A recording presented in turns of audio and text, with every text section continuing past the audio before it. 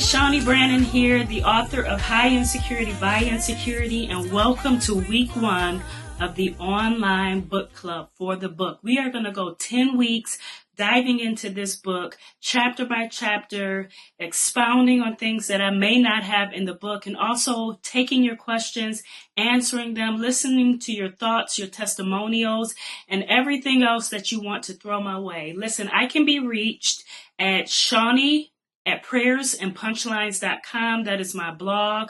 Feel free to reach out to me through ShauneeBrannan.com, prayersandpunchlines.com. I'm also on your social media outlets, Facebook, Instagram, and Twitter. I would love to hear from you. Please tell a friend about the book club. Tell them about the book.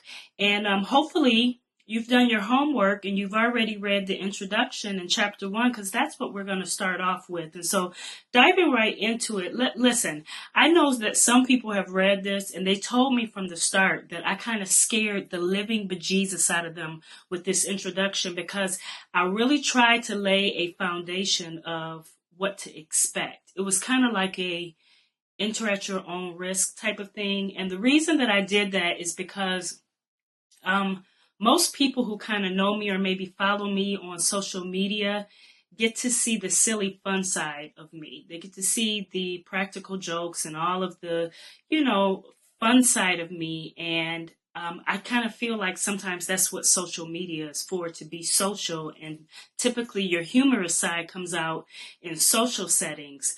But sometimes the issue with that is people tend to think that that's all that there is to you.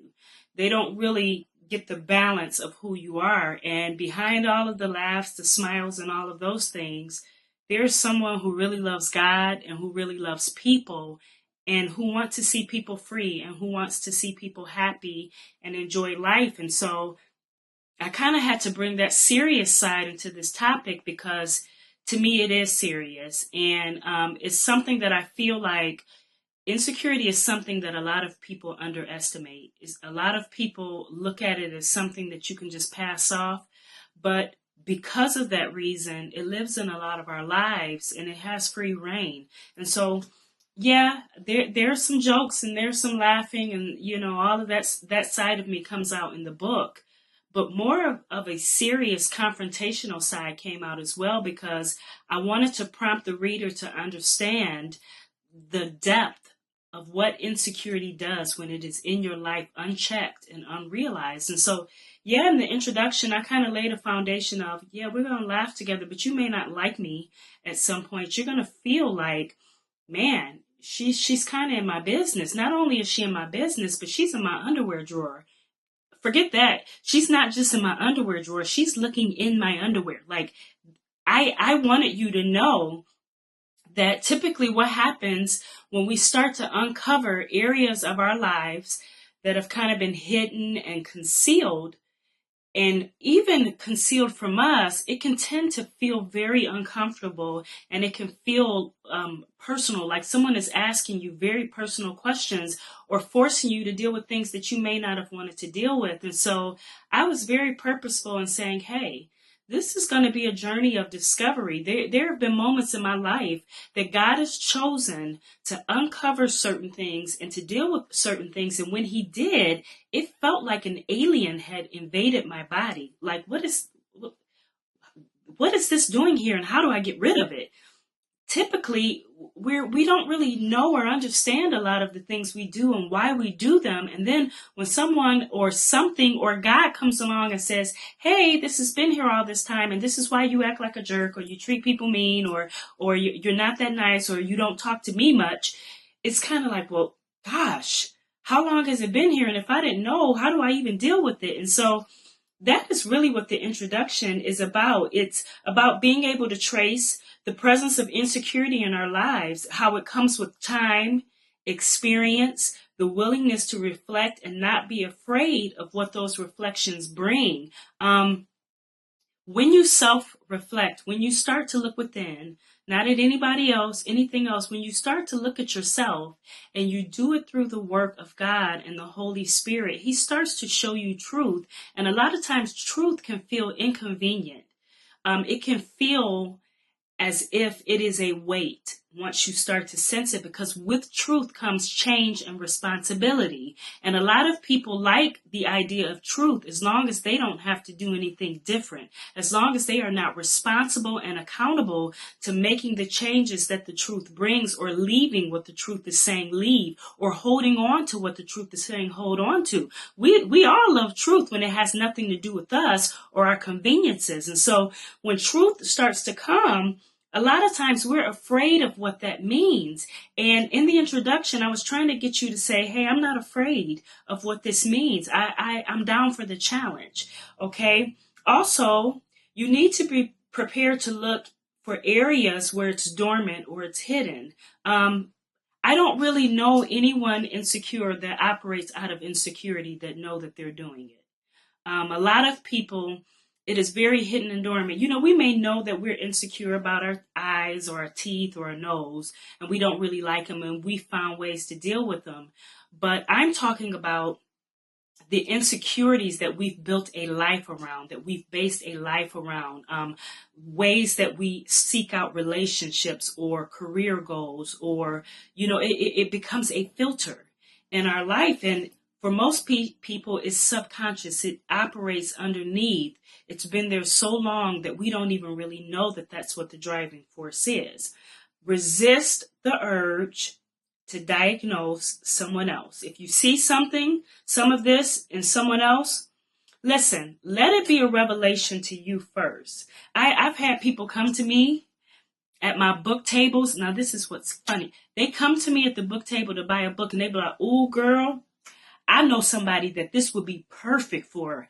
Like, they've got this list of people that need this book before they've even read a page. A truly confident person stops first to say, you know what, maybe I need this. Even if you're the most confident person in the world, even if you love yourself and everybody else, and the grass and the trees and the bees and the rats and the monkey, if you love everything and everyone, if you're truly confident, you're confident enough to say, maybe I need this too. Maybe this is for me. And so I want you, as you read this book, sure, you'll see other people. You may figure out why your boss is crazy. You may figure out why your spouse has issues, or why one of your kids is acting out, or why the lady over the usher board at church, you finally understand why she gets on your last nerve, because she's insecure.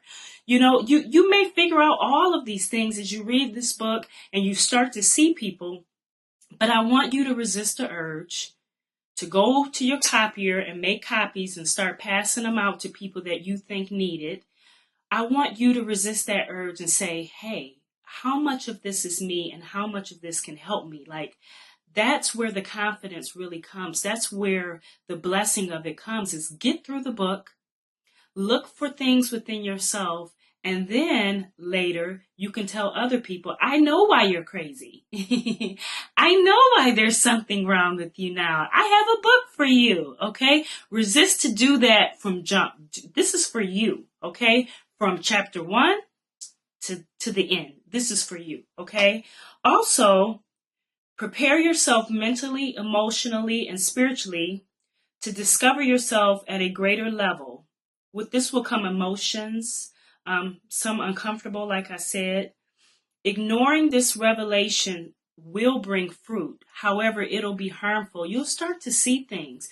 Listen, if you get through the whole book and only see one thing, just one thing about yourself, that is good. Because sometimes it's only one thing that you need to see that helps you to see everything else. And what happens typically is when God starts to show us something, and he brings things into our life and brings revelation, when we ignore it or bypass it, listen, because he never just shows you something without the instruction or without leading you to ask for the instruction. If you're getting revelation and then you decide to do nothing with it or ignore whatever the instruction is that comes with it, it is still going to bring fruit. But the problem is, it won't bring the intended fruit that he desired for it to bring, which is growth and change and opportunity and happiness and healing and wholeness and joy, peace in the Holy Ghost. Like, whenever he's bringing truth to our lives, is for that reason. It is coming to set us free. And so when you ignore it, And when you just say, oh, this little rinky-dink book, and she gets on my nerves anyway, the author, she gets on my nerves anyway. When you do that and relieve yourself of the responsibility to take it all in and change, it's still going to bring fruit. It's just not the type of fruit that you want. Okay? And so also, I want you to view this as self-initiated therapy that is providing you with essentials to help you heal, fulfill desires, and move beyond barriers. This is a therapy session. Each chapter is a therapy session. Each journal entry is a therapy session. You are literally taking yourself to the couch of the psychologist or the psychiatrist, sitting down, and you are the doctor. You and God are the doctor. And you're asking yourself hard questions. You're asking yourself questions that maybe you just didn't ask yourself before or didn't want to ask yourself because it's uncomfortable, or someone else has asked you and you've told them to shut up. Because we do that too. But this is you finally taking yourself through therapy of healing. There's this misconception amongst a lot of people, especially people that go to church, especially people that are part of the hyper charismatic movement where everything is just over sensationalized, that our healing can only come through church, only come through someone praying for us or prophesying to us or telling us things that are wrong with us. No. Every good change that I've ever made has been done in private with these two hands, these two knees, and one God. It has come that way. I'll go to church and get confirmation or encouragement, but it has come through me taking the time to sit down, confront my issues, allow God to show me truth, how to deal with it, and aggressively tackle things that have tackled me. That is how the change comes. And so this is a therapy session. This is you seeing the doctor, and sometimes you will be the doctor. You will be the one to receive the medicine and take it, okay? Lastly, I want you to be committed to this. I don't want you to view this as something that's just casual. Like, yeah, I'm a part of this little book club. I go get my cookies and my tea, and on Sundays, I just read the book and then I listen to, like, it's just casual to you. I'm not saying that it has to be something super deep that is just so over the top, and you it's like you're in the last semester of getting your doctorate. I'm not saying that. But what I am saying is view it as a tool of help. View it as something that could be life changing if you give your commitment, if you give your all to it, and if you really involve God in the process. This thing can be something phenomenal for you. And so I'm telling you, be committed. Don't be lax. Don't just kind of push it to the side and think you're done with it, but really give it your all. And also, listen, it is so important that you participate in these journal entries. Every chapter has maybe one, two, sometimes three journal entries. And the reason that these journal entries are so important is that because it is a way for you to get your thoughts out. It is a way for you to get out what's inside, your thoughts, your feeling, your changes.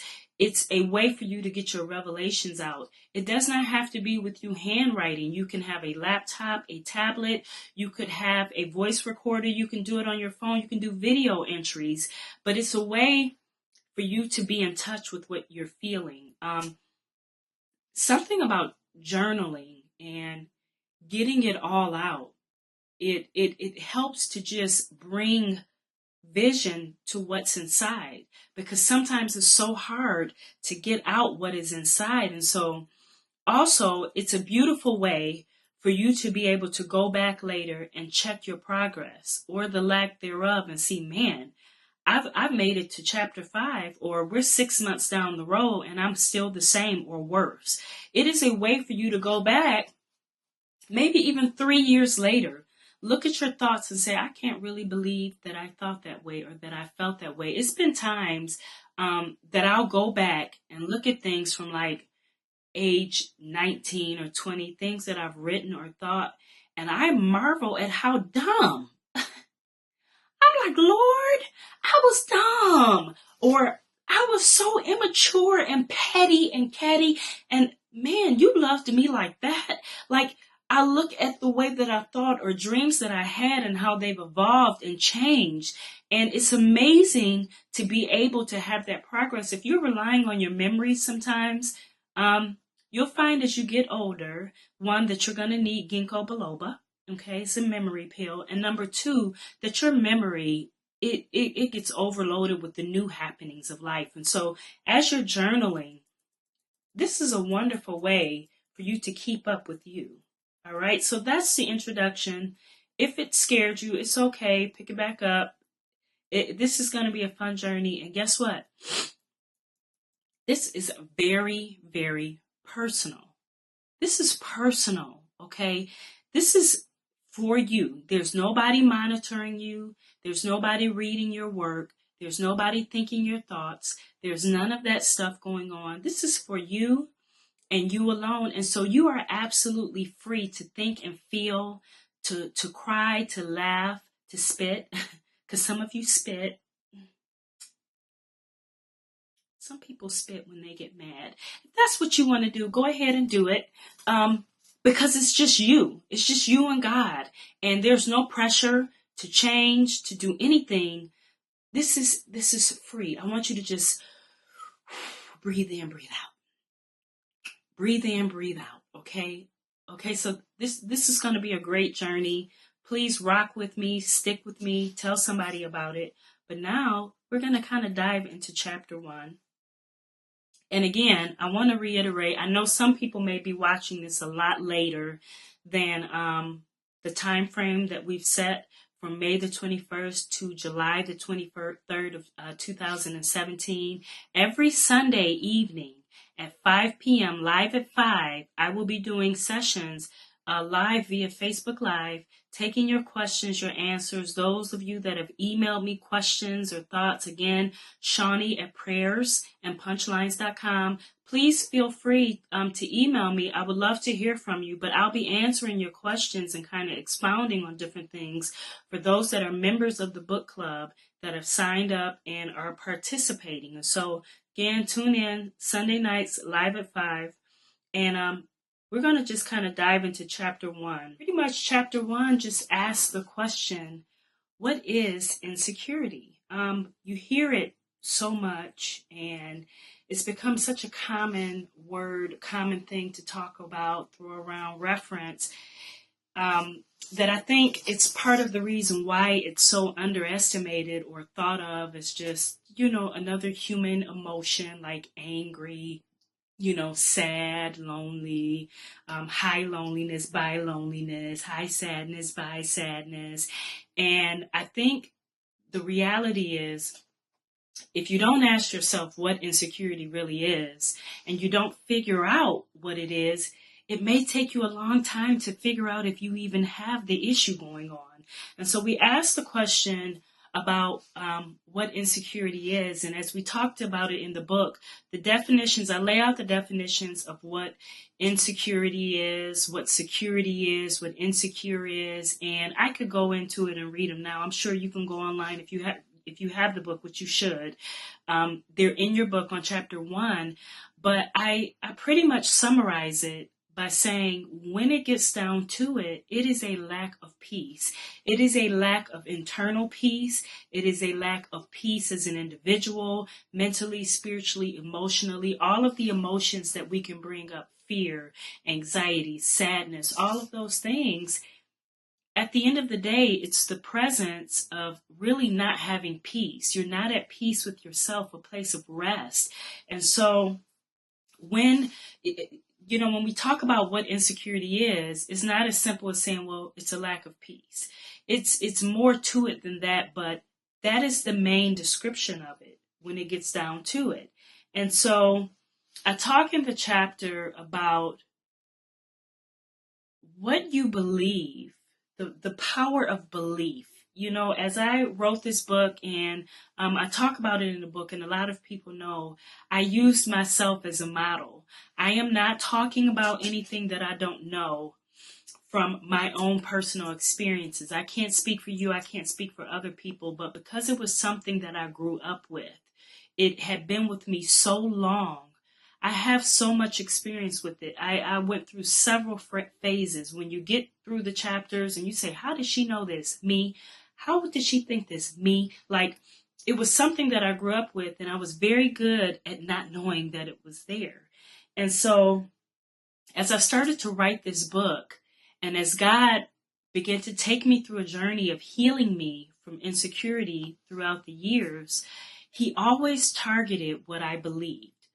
He always targeted everything that I thought and I believed. That was where He started. He never said, now stop lying, or stop talking about people, or stop treating people that way. He never dealt with the fruit of it. He always dealt with what I believed, the lies that I believed. He would target them. And as He targeted what I believed, I started to see, now, why do I think like that? Why do I feel that way? And so what you believe about God determines what you believe about yourself. And it's the root and the very foundation of any security that you have or any insecurity that you have that is sure. Some of us are secure, but we're not secure in God, so we're not really secure at all. We experience a certain sense of security, but it does not come through God. It's really not secure. It's temporary. It's only as secure as that thing lasts. And so when we begin to talk about security, we have to deal with what we believe about God and what we believe about others. Hold on, one of my kids is awake.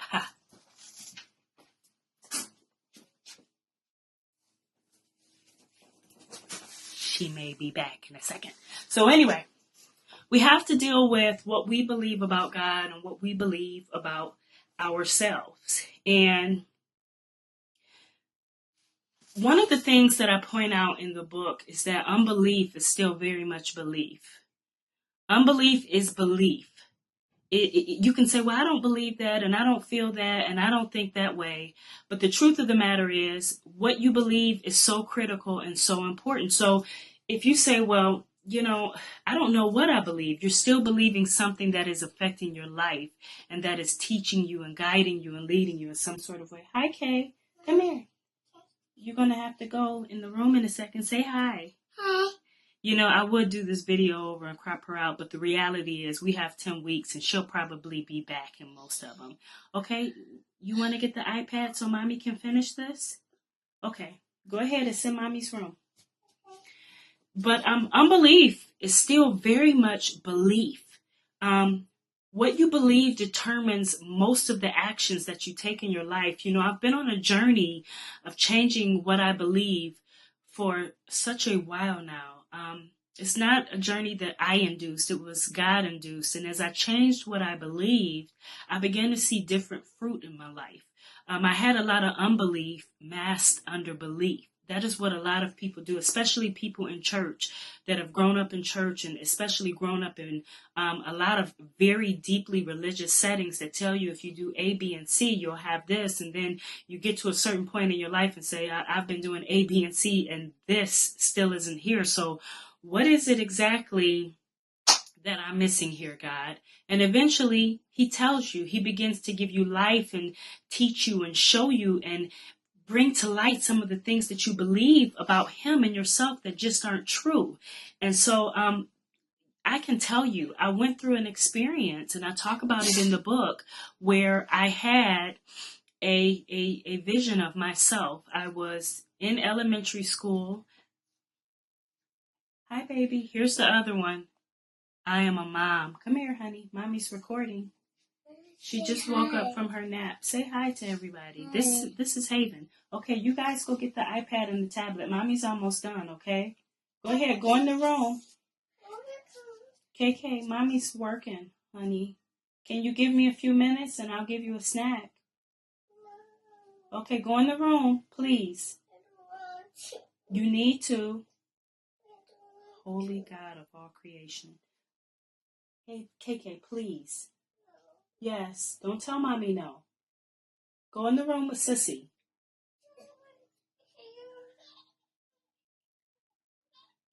Okay, hold on a second. Okay, No, where were we? I was successfully able to bribe them with Moana, the Disney movie, and some fruit snacks. So anyway, single people, just be ready to have kids when you have them. That's a whole nother topic. But until then, gird up your loins and hide your ovaries. All right? Okay. So, as I was saying, I was dealing with belief and saying unbelief is still belief. It still directs you. A lot of times we try to deal with what a person believes. We try to direct them through what they believe, but sometimes you have to deal with the unbelief that's there first, because unbelief is still a directive. We were created to believe something. We were created to have faith. Even the atheist has faith. It may not be in God, but it's in science or it's in their own intellect. We were created to have faith. And so the same way we're created to believe something, even those that may say, well, I'm agnostic, I don't know what I believe. You still believe something. You grab a hold of to whatever your belief is in that moment. Maybe this week you believe that Christianity could possibly be the way. The next week, you believe perhaps being a Buddhist is the way. It fluctuates, but you're never without belief in something. And so when we try to tackle the question of what is insecurity, this is something that there is no black and white answer for. I know a lot of people try to do that. They feel like when they're asked a question, they have to give an answer. And they'll say, well, it's fear. It's anxiety. It's a fear of rejection. And listen, from chapter 1 all the way to the end, we're going to ask this question and you will find answers within yourself, because insecurity to you may be completely different to me. It may surface and look like something different. But listen, no matter what it is for whoever or whatever, at the end of the day, it's going to go back to what you believe about God, which in turn goes back to what you believe about yourself. And all security is found, true security is found in what we believe about God. And so when we're talking about the truth of what insecurity is, this I know it may seem like a trick, like you done had me sit here for 15 minutes, your kids coming in and out asking for stuff, crying, being rebellious, and you're not going to even tell me what insecurity is. Listen, this is just a precursor to you figuring it out, because I think the pride of it is to give an answer, just to give one blanket answer and say it's this or it's that. But doing that robs you of the opportunity to see it for what it is, how it's hidden, covered itself up, and then manifested in your life. And I don't want to give you one answer. I can tell you there are so many emotions and feelings that come with it: fear, anxiety, rejection, a sense of inadequacy, the haunting thought that I am not good enough. Whether it's I'm not good enough for this, I'm not good enough for that.